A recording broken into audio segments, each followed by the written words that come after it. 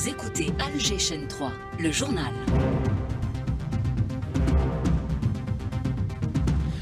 L'heure de retrouver Siham Bacha pour le journal de la mi-journée. Siham, bonjour.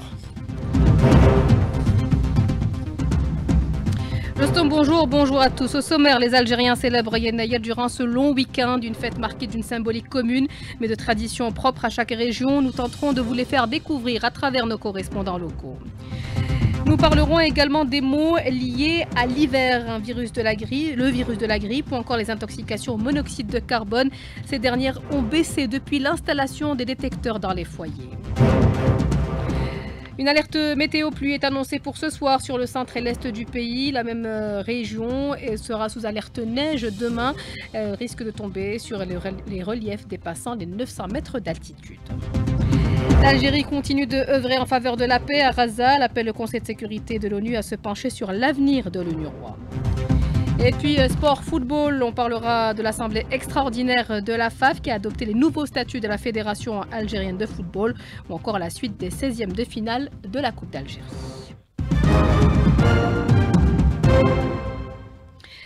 Madame, Monsieur, bonjour et bienvenue. En sa qualité d'envoyé spécial du président de la République, le secrétaire d'État auprès du ministre des Affaires étrangères chargé de la communauté nationale à l'étranger, Sofiane Chaïb, a été reçu hier à N'Djamena par le président Mahamat Idriss Déby Itno, auquel il a remis un message du président Abdelmadjid Tebboune. Le secrétaire d'État a transmis les salutations fraternelles du président de la République à son homologue tchadien, ainsi que sa volonté d'œuvrer pour renforcer la coopération bilatérale. La même volonté a été exprimée par le président tchadien Sofiane Chaïb. Ce sont des relations anciennes qui sont empreintes de fraternité, de solidarité et de coopération. Et je pense que ma présence ici même aujourd'hui, au lendemain d'événements qu'a connu la capitale tchadienne, témoigne de l'attachement de l'Algérie à cette relation. Cette audience a permis d'avoir un échange riche et fructueux sur les voies et moyens de renforcer les relations de coopération entre nos deux pays dans différents domaines d'intérêt commun. Yen Ayel, on en parle déjà depuis plusieurs jours, mais le passage à la Nouvelle An à Mazir se fera officiellement cette nuit. C'est donc ce soir que les Algériens préparent le repas de Yen Ayel. Si la symbolique est la même, les traditions diffèrent entre les différentes régions du pays. C'est le reportage que nous propose Soraya Roslan. Yen Ayel est célébré chaque année à travers toute l'Algérie. Dans la région des Aurès, les festivités prennent plusieurs formes. Des mets particuliers sont préparés, les vœux sont présentés, des chants et musiques sont également au rendez-vous de ce jour-là. La célébration symbolise également la longévité. Rachid, guide touristique, revient sur la symbolique de cet événement dans cette région. C'est une fête millénaire et pas uniquement dans les Aurès, ni en Kabylie, et encore moins dans le Mzad. C'est toute l'Algérie ou le pays. Si on parle des Aurès, là aussi ce n'est pas Batna, c'est les 5 wilayas au moins. Il n'est jamais mort, cette fête n'a jamais disparu totalement. Elle a été reçue, accueillie en Algérie profonde, dans les zones recluses. Pour les Kabyles, Yen Ayel détermine la fin des labours et marque le milieu du cycle humide. Dans les Aurès et dans la Kabylie, la maison est méticuleusement nettoyée et embaumée à l'aide de différentes herbes et branches d'arbres. Dans la région de Etini, par exemple, la population est au rendez-vous pour célébrer Yen Ayel. Semia ou Kali habitant cette région. Yen Ayel est quand même une grande occasion pour nous, comme c'est le nouvel an berbère. Les gens des Saf ont tout indigné, très joyeux, très heureux par rapport à la nouvelle année. Les gens, pour tout le monde, on a pratiquement le même dîner, ce qu'on appelle le couscous avec les 7 légumes secs, bien sûr avec le poulet. Au-delà d'une simple fête, Yen Ayel traduit l'attachement profond des Algériens à leurs racines et à leur diversité culturelle. À travers ces différentes célébrations, à travers le pays, l'Algérie met en avant son riche patrimoine amazigh. À Bouira, les préparatifs s'étalent sur plus d'une semaine. Là encore, les ménagères veillent à concocter des plats symbolisant une récolte abondante. Aris Chachoua. Yen Ayel est une fête ancestrale chez les Amazirs, une célébration riche en histoire, en tradition et en saveurs. C'est une date étroitement liée à la terre, le début d'un nouveau cycle agricole. La célébration de Yen Ayel, c'est surtout le souhait d'une nouvelle année avec beaucoup de neige et beaucoup de pluie. On prend une semaine entière pour les préparatifs. Le jour de Yen Ayel, les femmes se réveillent très tôt pour préparer toutes sortes de plats traditionnels comme le couscous, berkoukes, la galette, les crêpes kabyles et beaucoup d'autres plats. Les femmes, les filles, les vieilles portent de très belles robes ornées de bijoux berbères en argent. Inayer est en relation très étroite avec la terre et c'est pour ça que la célébration de cette date, les gens parlent souvent du manger, en particulier de la gastronomie traditionnelle. C'est à base des produits du terroir, des légumes secs, des céréales. Et dans certaines régions, ils font Timcharat, le sacrifice des bœufs et des wada aussi, en invoquant Dieu à ce que l'année soit bonne, avec beaucoup de pluie, beaucoup de neige. Bonne année à tout le monde. Les enfants savourent l'enthousiasme et le partage. Inayer, j'aime sortir dans les champs et j'adore le couscous. Inayer, c'est la fête des Mazirin. On le fête en famille. On va au village pour voir grand-mère, grand-père et toute la famille. Esgosemgues pour tous les Algériens, pour tous les Amazirs. À souligner que Inayer est célébré dans les 4 coins du pays pour le même objectif, mais parfois avec des rituels différents, spécifiques d'une région à une autre. Bouira, Aris-Chachoua, Algéchien 3. Toujours dans la symbolique à Constantine, les familles d'agriculteurs puisent dans les réserves de graines de l'année précédente pour que la prochaine soit prospère. Hayat Kerboua pour la chaîne 3. Yennayer ou bien Ras el-Am est une fête séculaire célébrée dans le Constantinois, dans la joie et le partage. Ce jour-là, à la campagne, on ouvre le premier silo souterrain ou el-Matmour pour épuiser des céréales et autres produits et pour fêter ce premier jour de l'année nouvelle. Mohamed El-Ulmi est un passionné de patrimoine. À Constantine, tous les membres de la famille, le dîner de la veille du Nouvel An berbère, c'est tout en droit à un poulet en entier. C'était aussi la journée où on déterre les matmours, des réserves de grains, des puits dans la terre qui sont remplis. Généralement, on déterre le premier puits le jour de l'an. Ce jour-là, on dresse un carnaval qui reconstitue un petit peu les mythes qui font le calendrier agricole numide. Certaines familles sont restées fidèles aux plats traditionnels et aux festivités organisées pour la fête de Yennayer ou Ras el-Am. Très près de ce folklore, symbole de tradition et de croyances anciennes et des rites qui rendent heureux car c'est un trait d'union qui rassemble les différentes régions du pays. Mohamed El-Ulmi. La première prise du grenier souterrain, j'ai appelé Matmour, la première prise, elle est généralement traduite en un plat succulent. Il cherche, on fait bouillir de l'eau, on plonge du blé dur et on le fait cuire avec du bois chiche et on sert à toute la famille et aux voisins. Si Yennayer ou Ras el-Am est synonyme de préparation culinaire, il est également un moment privilégié pour faire la fête, un signe de bon augure pour une année de bonne récolte, de bonheur et de paix. Constantine Hayat Kerboua, Algéchien 3. Vous savez, Timimoun abrite cette année les festivités officielles de Yennayer. Au programme aujourd'hui, une journée d'études sur la diversité linguistique de l'Algérie. Notre envoyé spécial, Salim Brahimi. Les célébrations de l'an 2975 du calendrier amazigh sont axées sur plusieurs activités tracées par le Haut Commissariat à l'Amazirité, dont une journée d'études qui a débuté aujourd'hui. Elle réunit chercheurs universitaires et linguistes autour de plusieurs thématiques, à l'image du docteur Boumediene Ben Issa, spécialisé dans la dynamique des langues à l'université Mohamed Belkhaïd de Tlemcen. Il a présenté une communication sur la diversité linguistique en Algérie, ses interactions et approches ethno-socio-linguistiques et culturelles. Il a caractérisé la multiplicité des langues pratiquées en Algérie en 3 groupes, la langue arabe, amazigh et les langues étrangères. Quand on voit la composante du schéma linguistique de l'Algérie est très riche. Donc nous avons la langue arabe et le Darija, amazigh et ses variantes, et on a les langues étrangères. Il ne faut pas négliger aussi bien la langue française que la langue anglaise. Toute cette interaction fait que l'Algérie est un pays très riche sur le plan linguistique. Cette interaction, il faut la voir du côté positif. C'est-à-dire que l'Algérien peut passer d'une langue à une autre sans aucun problème. Cette spécificité, je crois qu'elle est unique pour l'Algérien. Chaque langue a, en face, il y a un produit culturel très important. La journée d'études se poursuit à la salle communale de conférence de Timimoun. Le programme des festivités se poursuit dans les différents lieux de la ville de Timimoun. Salim Brahimi, Algéchien 3. 12h40, une explosion de gaz est survenue hier soir dans la commune de Bir El Djira au Oran. Selon la protection civile, un homme âgé de 38 ans a été atteint de brûlures au second degré et a été secouru par les pompiers qui ont également pris en charge une sexagénaire en état de choc. L'explosion, dont on ignore encore l'origine, a provoqué l'effondrement du mur extérieur de leur habitation.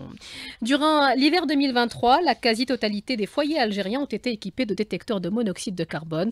Au total, 22 millions d'appareils ont été installés par les équipes de la Sonelgaz. Cela a-t-il eu une incidence sur les cas d'intoxication? Clairement, nous dit le commandant Nassim Barnaoui de la protection civile.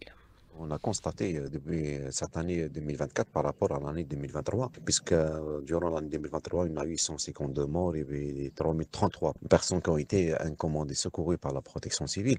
Et l'année 2024, certes qu'il y a eu 119 morts et 2400 personnes qui ont été incommodées. Donc une baisse constante qui a été enregistrée. Donc depuis cette installation, on a remarqué qu'il y a moins de personnes décédées. La protection civile a identifié 2 principales sources d'intoxication au monoxyde de carbone. Le commandant Barnaoui. On a constaté que plusieurs cas sont dus au chauffe-bain qui est installé au niveau des domiciles et qui n'est pas doté d'un système d'évacuation des gaz brûlés qui est installé au niveau des cuisines. Et l'erreur fatale, on installe ce chauffe-bain ou bien ce chauffe-eau au niveau des salles de bain. Ces lieux sont moins aérés et il est strictement interdit. Et aussi, on a constaté que certains chauffages qui sont très très vétustes et certains chauffages qui ne sont pas encore aussi munis d'un tuyau, un système d'évacuation des gaz brûlés ou l'utilisation d'autres astémos tels que la taboulante. Nassim Barnaoui répondait aux questions de Hassan Chemash. Il va pas mal pleuvoir et même neiger sur le centre et l'est du pays. Plusieurs wilayas sont placés sous alerte à partir de ce soir. Les détails dans le bulletin météo qui vous sera présenté tout de suite après ce journal. L'hiver est propice à la prolifération des virus qui s'attaquent au système respiratoire. Il y en a toute une panoplie qui circule en ce moment, mais c'est la grippe saisonnière qui domine. On note également l'apparition d'un nouveau variant du Covid-19 qui, fort heureusement, n'est pas virulent. Hassan Chemash. Depuis le début de la saison hivernale, plusieurs virus circulent dans l'air. Vous le savez très bien, ces virus ils sont très nombreux et les plus importants qui sont responsables de pathologies relativement graves chez la population vulnérable. Le professeur Djenouhat, chef de service d'immunologie à l'hôpital de Rouiba. C'est le virus de la grippe influenza, c'est le VRS, l'adénovirus, le rhinovirus, le SARS-CoV-2 avec ce nouveau variant XEC. Et ce qu'on a constaté, c'est beaucoup plus le virus influenza qui est responsable de la grippe, qui prédomine la situation et qui est responsable de presque la moitié des échantillons testés à notre niveau. Attention, il ne faut surtout pas négliger le virus de la grippe saisonnière. Elle a augmenté de virulence et on est en train de voir des formes relativement sévères chez des sujets jeunes, avec un peu des symptômes, beaucoup plus la toux et la fatigue qui peuvent persister jusqu'à 4 semaines. Qu'en est-il du SARS-CoV-2? Il mute continuellement, d'une manière un peu continue, et à chaque fois, lorsqu'il mute, il donne un variant qui se transmet toujours plus rapidement par rapport à ses prédécesseurs. Il s'impose avec le temps pour dominer la situation. Dans quelques mois, c'est le cas de ce variant XEC qui est en train de gagner de terrain. Il sera certainement éliminé avec le temps, avec le variant qui va arriver après lui. Heureusement que tous ces variants appartiennent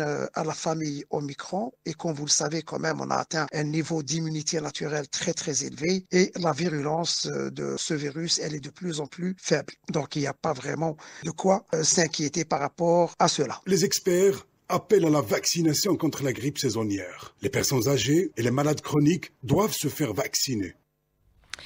L'Algérie continue d'œuvrer en faveur de la paix à Gaza. Elle appelle le Conseil de sécurité de l'ONU à se pencher sur l'avenir de l'UNRWA lors d'une réunion prévue le 17 janvier à huis clos. L'Algérie appelle également le patron de l'UNRWA, Philippe Lazzarini, à faire un briefing devant les membres du Conseil. Philippe Lazzarini qui affirme dans un communiqué que l'UNRWA, l'Office de secours des travaux des Nations Unies pour les réfugiés palestiniens, est le gardien de l'identité et de l'histoire de ces réfugiés. Les archives familiales de l'UNRWA sont conservées et préservées depuis 75 ans. Joseph Aoun, le nouveau président du Liban, prend des mesures fermes pour parvenir à la sécurité et à la stabilité dans le sud du pays.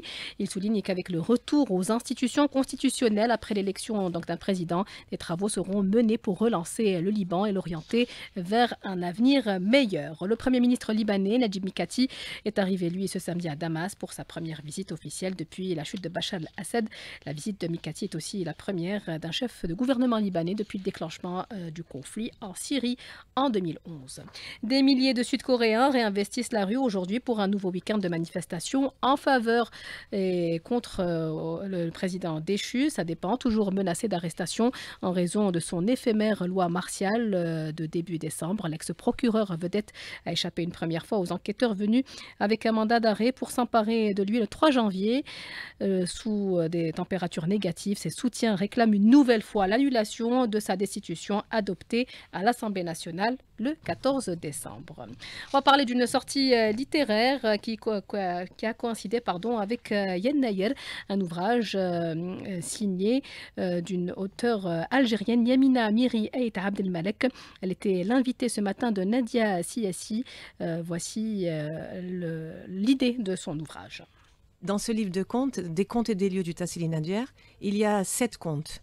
En réalité, ce ne sont pas 7 contes, c'est 2 légendes que mes amis Touareg m'ont racontées et que j'ai romancées un petit peu. Et il y a 2 légendes de la région. Il y a une histoire basée sur un fait véridique et 4 contes que j'ai montés de toutes pièces, mais je les ai montés d'une manière particulière parce que je voulais mettre en avant, à travers ces contes, le patrimoine archéologique, la préhistoire, le patrimoine naturel, les us et coutumes, le tamahaq, en fin de compte, beaucoup de choses. C'est pour cela qu'à la fin de chaque conte, d'ailleurs, il y a un glossaire. Il y a vraiment beaucoup de choses dans ces contes. Bien sûr, dans les contes, il y a toujours une morale. Ça, c'est sûr, c'est indéniable. Mais je voulais aussi mettre en avant l'écologie, la sensibilisation à la protection de ce patrimoine archéologique extraordinaire. Et on arrive au sport.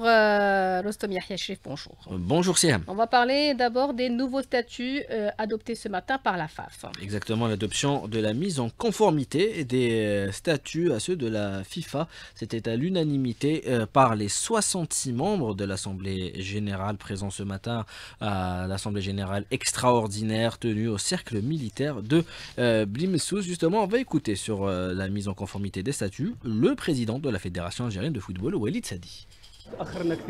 Nous avons pris beaucoup de retard. C'est un projet qui est gelé depuis 2018. Aujourd'hui, nous avons tenu notre promesse et consacré cette culture à la modification des statuts et à leur mise en conformité avec ceux de la Fédération internationale de football. Tous les membres de l'Assemblée générale se concentrent sur la base de la stabilité. La stabilité est un facteur qui profite grandement à la Fédération algérienne. L'Assemblée générale est toujours à la recherche de la stabilité.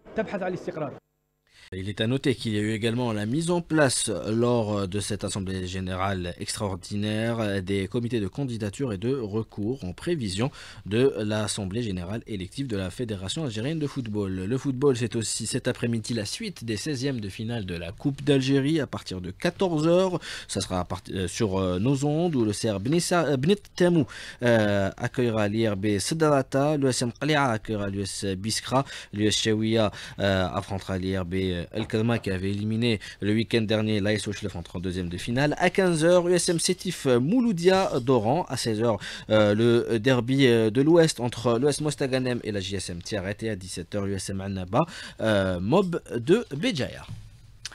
Merci d'avoir suivi ce journal réalisé par Amine Segni. Merci également à Klimo qui était à la technique, Mariam à la régie d'antenne, Mouni au streaming vidéo. Tout de suite, c'est le bulletin météo présenté par Amine Mounir. Très bonne écoute à tous sur la chaîne 3.